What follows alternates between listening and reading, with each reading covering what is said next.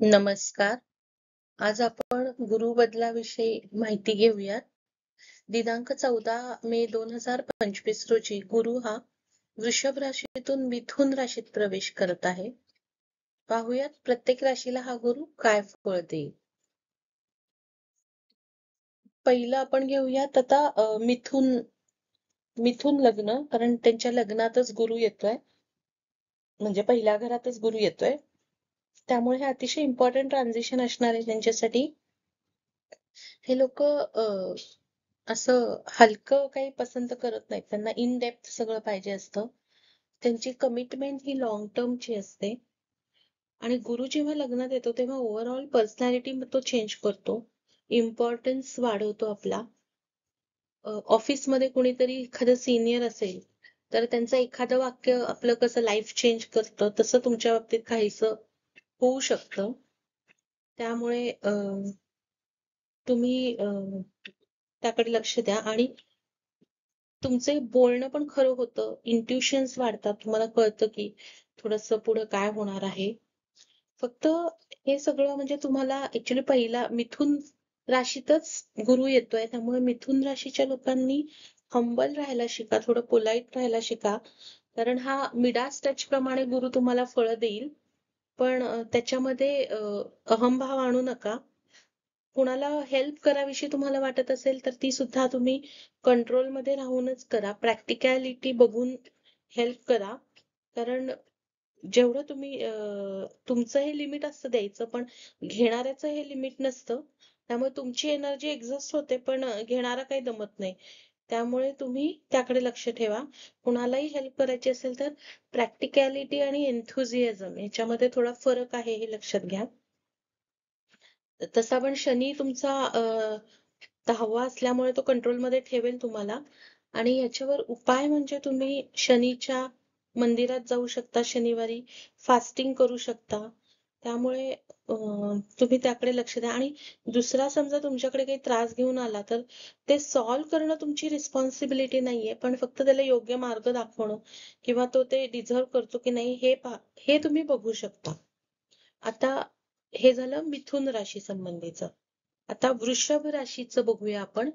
वृषभ राशीच्या लोकांना हा दुसरा गुरु येतोय. त्यामुळे त्यांच्या खाण्याच्या हॅबिट्स बदलतात. फॅमिलीमध्ये पैसे वाढतात त्यांचे.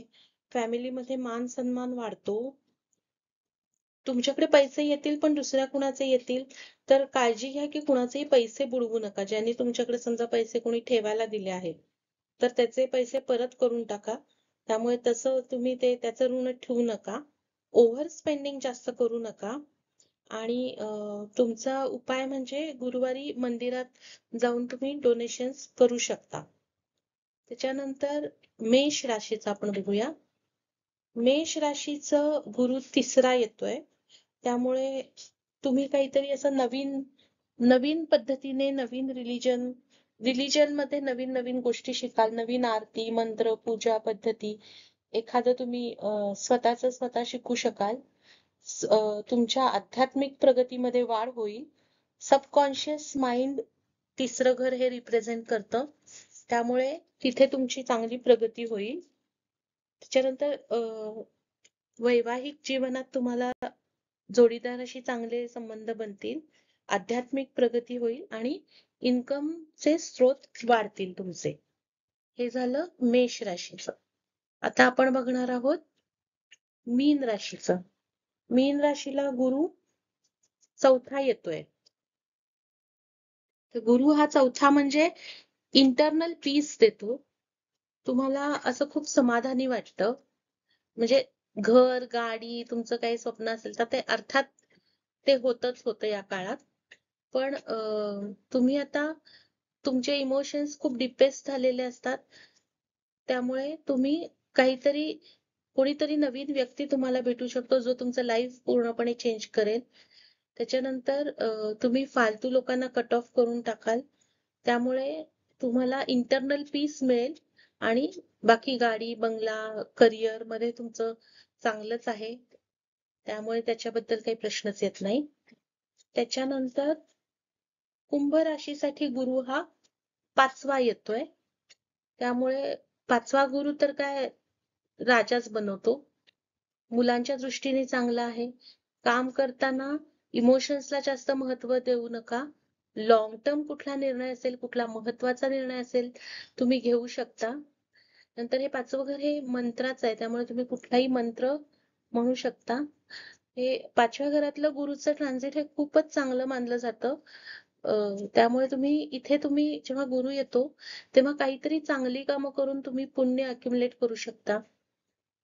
तुम्हाला असं वाटायला लागतं की मी या मंदिरात जाऊन दर्शन घ्यायला पाहिजे, त्या मंदिरात जाऊन घ्यायला पाहिजे, असं होतं. आणि कुटुंबामध्ये म्हणजे डेली तुमच्या बरोबर जे काम करतात त्यांच्याशी तुमचे त्यांच्याबरोबर विचार थोडेसे बदलतील. पण जे एक्सपेरिमेंट करतात त्यांच्यासाठी हे खूप चांगलं आहे. त्यामुळे गुरु 5वा हा कुंभ राशीच्या दृष्टीने अतिशय शुभ भ्रमण घेऊन येत आहे. त्याच्यानंतर मकर राशीमध्ये गुरु 6वा येतोय आता. त्यामुळे गुरु 6वा आल्यावर आपोआप तुमचं रोग, ऋण, शत्रू याच्यामध्ये तुम्हाला पॉझिटिव्ह इफेक्ट मिळतील.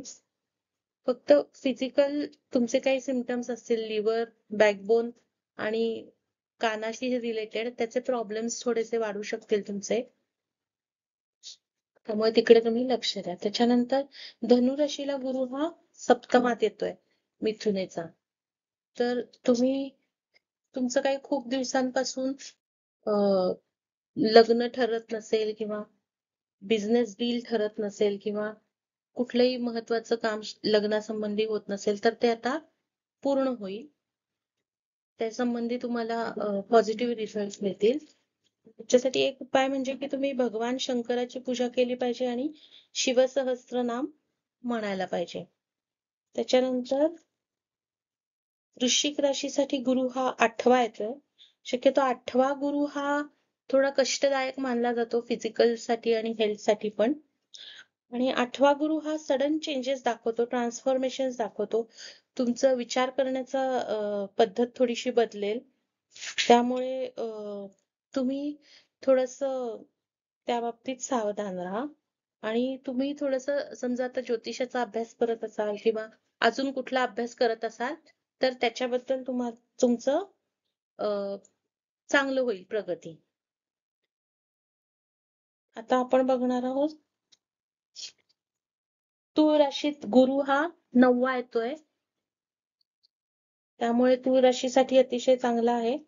9वा गुरु हा जनरली चांगलाच असतो. त्याच्या घरातच तो जात असतो. त्यामुळे तुम्हाला फार ब्लेसफुल मानाल. त्याच्यानंतर सिक्युरिटी मानाल. वडिलांची हेल्थ चांगली होईल. वडिलांशी चांगले बनेल. तुमच्या बॉसशी तुमचं चांगलं बनेल. त्यामुळे 9वा गुरु सगळ्यात उपरी हा चांगलाच असतो. आध्यात्मिक प्रगती होते. त्याच्यानंतर बहीण भावांशी चांगलं पटतं. आपली पर्सनॅलिटी चांगली होते. त्याच्यानंतर 6वा कन्या राशीला गुरु हा 10वा येतोय. त्यामुळे हा गुरु प्रमोशनसाठी अतिशय उत्कृष्ट मानला जातो. फक्त जिथे तुम्हाला प्रमोशन मिळेल तिथे खूप काम करावं लागेल. आणि गुरु हा ऍडवायझरीचं काम देतो आणि शनी हा जनरली लीगल कामामध्ये हे करतो. त्यामुळे तुम्ही तिथं तुमचं ऍप्लिकेशन ऑफ नॉलेज करू शकता आणि हार्डवर्क केलं तर तुम्ही खूप मोठ्या उच्च पदावर जाऊ शकता. आणि ऍप्लिकेशन ऑफ नॉलेज नसेल तर तुम्ही फेल होऊ शकता इथं. कारण इथे जनरली 10व्या घरात मंगळ, राहू, रवी हे जास्त चांगले मानले जातात. पण प्रमोशनसाठी आणि करिअरसाठी, नोकरी मिळण्यासाठी हे ट्रान्झिशन अतिशय उत्तम आहे कन्या राशीच्या लोकांसाठी. त्याच्यानंतर आपण बघणार आहोत सिंह. सिंह राशीच्या लोकांसाठी गुरु हा लाभस्थानात येतोय. 11वा गुरु येतोय. 11वा गुरु म्हणजे तुम्हाला मित्र भेटतील, नवीन ग्रुप्स तुम्ही बनवाल, कनेक्शन्स वाढतील, तुम्ही ग्रुप्स लीड कराल. पण तुम्ही खूपच एक्झॉस्ट होऊन जाऊ शकता. तुमची एनर्जी थोडी कमी होऊ शकते. पण तुम्ही जिथं ज्यांचा 11वा गुरु असतो ते लोक शक्यतो कोण काय बोलेल याचा जास्त विचार करतात. त्यामुळे ह्याच्या संबंधी तुम्ही थोडंसं नॉर्मल राहा, जास्त विचार करू नका. त्याच्यानंतर कर्क राशी. कर्क राशीमध्ये गुरु हा 12वा येतोय. 12वा गुरु जनरली आयसोलेशन, रिटायरमेंट असा संबंधित असतो तो. त्यामुळे तुम्ही आता स्वतःला रिचार्ज करू शकता. तुमचं कुठलं मोठं आजारपण असेल तर त्यातून तुम्हाला थोडीशी मुक्ती मिळू शकते. आईशी तुमचे संबंध सुधारतील. प्रॉपर्टी, घर, गाडी हे तुमचं होण्याचे खूप चान्सेस आहेत. आणि बाकी तुम्हाला पीस मिळेल. तर हे झालं आपण गुरुबदलाविषयी थोडक्यात माहिती प्रत्येक राशी संबंधी. तर व्हिडिओ आवडल्यास लाईक, शेअर आणि सबस्क्राईब जरूर करा. धन्यवाद.